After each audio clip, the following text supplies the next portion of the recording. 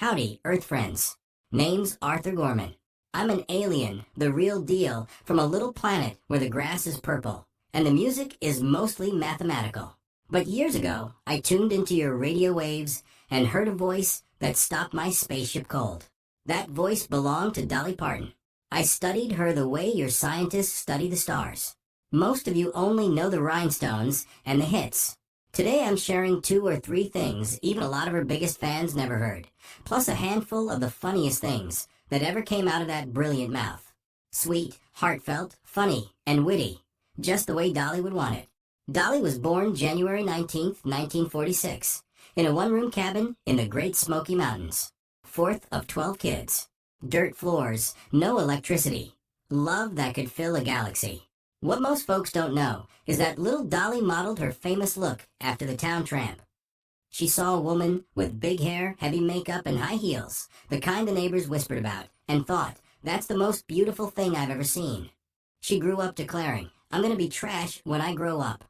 She turned that sparkle into armor and art. From the very beginning, she chose to shine on her own terms. She wrote songs like Nobody's Business, Coat of Many Colors, Jolene, I Will Always Love You. She became a star who never forgot where she came from, and she kept her humor sharp as a banjo string. Here's Dolly on the dumb blonde jokes.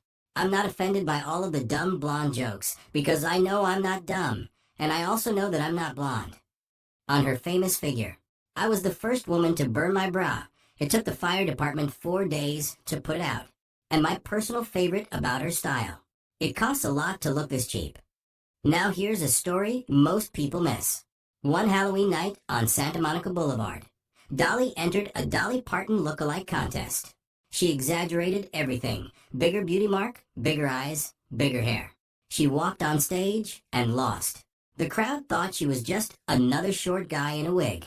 She got the least applause. She laughed about it later. They just thought I was some little short gay guy. Only Dolly could turn losing at being herself into the best story of the night. On May 3rd, 1986, Dolly opened Dollywood right in the mountains she grew up in, bringing jobs and joy back home.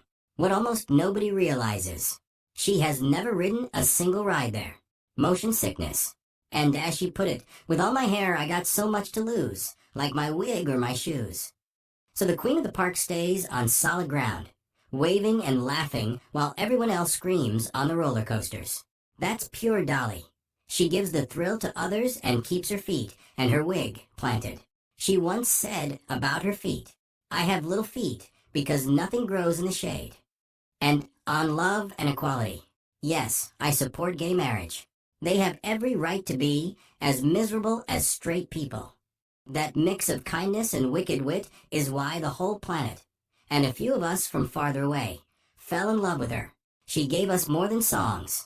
She gave free books to millions of children through her imagination library. She made us believe a girl from a dirt floor cabin could own the stage, the business, and the hearts of strangers.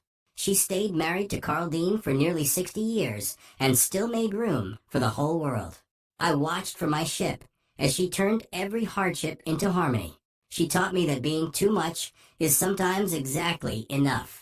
And now, on August 25th, 2026, that bright light left us at 80 years old after a brief battle with cancer. The mountains are a little quieter. The rhinestones still sparkle, but the laughter has a softer echo. So from one traveler who found home in her voice to every heart she touched, rest in peace, Dolly Parton.